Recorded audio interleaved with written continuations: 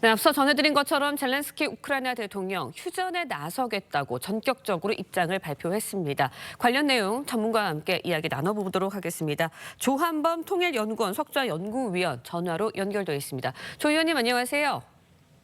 안녕하세요. 네, 안녕하세요. 네, 방금 들으신 것처럼 미국이 우크라이나에 군사 지원 중단하겠다고 발표를 하자 젤렌스키 대통령 바로 휴전을 언급을 했습니다. 미국의 군사 지원 중단 카드 굉장히 큰 압박으로 작용한 것 같아요. 일단 대략적으로 지금 전쟁 수행의 50%를 우크라이나 능력, 예. 그다음에 25% 정도를 각각 나토와 그러니까 EU와 유럽과 미국이 분담하고 있거든요. 근데 미국이 지원이 사실상 핵심이거든요. 알맹이거든요. 예. 그러니까 미국이 지원을 중단하면은 사실상 우크라이나는 전선이 뚫릴 가능성까지 있거든요. 그러니까 예. 지원 중단 카드는 아주 위협적인 거고요. 예. 근데 그렇다고 해도 젤렌스키 대통령이 무모하게 설전을 벌였다고 볼 수는 없거든요. 그러니까 전략적인 셈법이 있었다. 왜냐하면 예. 트럼프 대통령이 원하는 건 종전이거든요. 전쟁을 끝내는 거거든요. 근데 지금 이 상태에서 끝내면은 우크라이나의 패배를 의미하고 예. 젤렌스키 대통령의 정치적 생명도 기로에 서거든요. 네. 그런데 지금 젤렌스키 대통령이 나온 카드는 종전이 아니고 휴전이에요. 그러니까 휴전을 하게 되면 끝내는 게 아니고 이 상태에서 시간을 버는 거거든요. 예. 그러니까 일방적으로 밀리는 것 같지만 네. 나름대로 젤렌스키 대통령은 자기 셈법, 그러니까 자기 정치적 생명, 예. 그다음에 러시아가 즉각적으로 승리하는 형태의 그림을 최대한 막아보려고 지금 노력을 하는 거죠.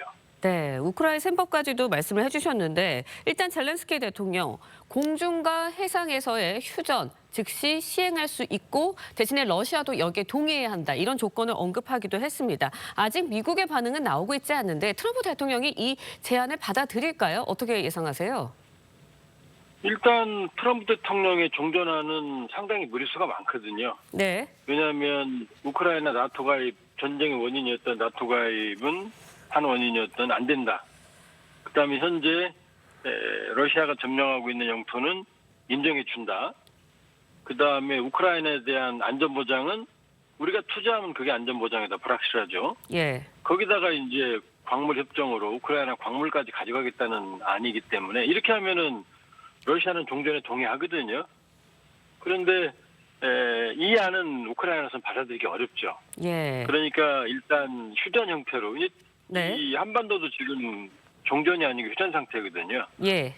그런 상태로 가려고 하는데 지금 트럼프 대통령이 원하는 광물 협정이나 이런 전쟁의 항구적인 중단이나 이런 내용이 안 들어 있으니까 일단 즉각 수용하진 않을 거예요. 네. 그러나 1단계 휴전, 그다음에 2단계 종전 협상이라면은 종전이 보장된 휴전이라면 모를까?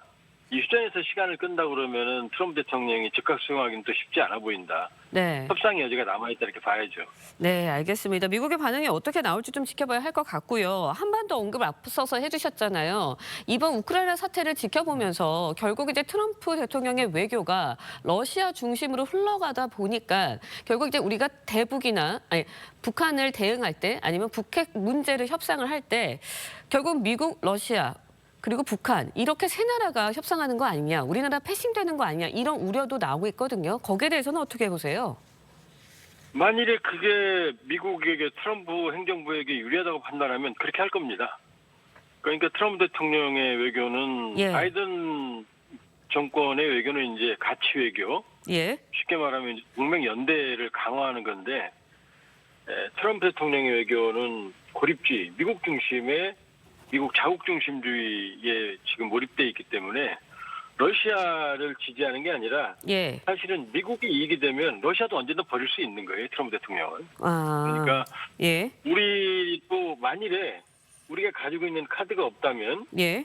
협상 카드가 없다고 그러면은 언제든지 이 북한과 직접 하거나 코리아 패싱하거나 이게 일어날 가능성이 있다.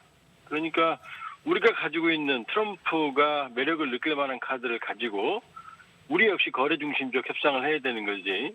그냥 우리가 동맹이니까 우리는 봐줄 거다. 그런 생각은 사실은 좀 아니하죠.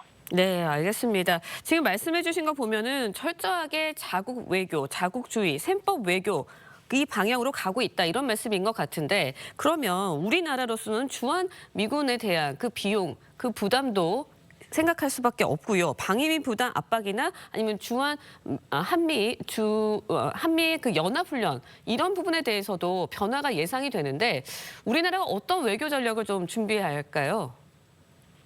일단은 이제 그 국방 쪽으로 본다 그러면은 주한미군 주둔 분담금 인상 당연히 요구할 거고요. 예. 그다음에 유럽 나토는 아예 국방비까지 지금 올리려는 거거든요. 국방비를 올리게 되면 미국의 부담이 줄거든요. 그다음에 이제 전략자산 전개 비용. 네. 뭐냐면 지금 확장 억제 미국의 전략자산을 이번에 지금 칼빈슨 항모 전단도 부산에 들어와 있거든요. 예. 그러니까 이런 것들이 사실상 이제 전략적 억지력인데 이 전개 비용까지 요구할 가능성이 있다는 거죠. 그러니까 주한미군 주둔 분담금 증액, 또 경우에 따라서는 방위비 증액, 국방비 증액, 그다음에 전략사상 전개 비용 이런 것들이 이제 예상이 되는 부분들인데, 근데 이제 이런 것들은 예를 들면 주한미군 주둔 분담금 같은 경우에 우리가 다 내버리면은 미국은 손 안 대고 코 푸는 거거든요. 예. 쉽게 말하면 용병이 돼버리는 거거든요. 예. 그러니까 적정 수준까지는 우리도 감당할 필요가 있다. 이 상황에서는. 그러나 주한미군이 네. 현재 상황에서는 북한에 대한 억지력뿐만이 아니라 트럼프 정권이 가장 지금 집중하려고 지금 준비하고 있는 중국에 대한 억지력도 되는 거거든요. 예. 그러니까 한미가 윈윈하는 방식에서 상호 접점을 찾아야지 예. 일방적으로 밀리는 게임은 우리도 이제 할 수 없는 상황이 되는 거죠. 네, 알겠습니다. 트럼프발 관세 압박 카드까지 거론이 되고 있는 상황입니다. 전략적인 외교력 좀 필요하지 않을까라는 생각 드네요. 조한범 위원님과 함께 이야기 나눠봤습니다. 오늘 말씀 여기까지 듣겠습니다. 고맙습니다. 예, 고맙습니다.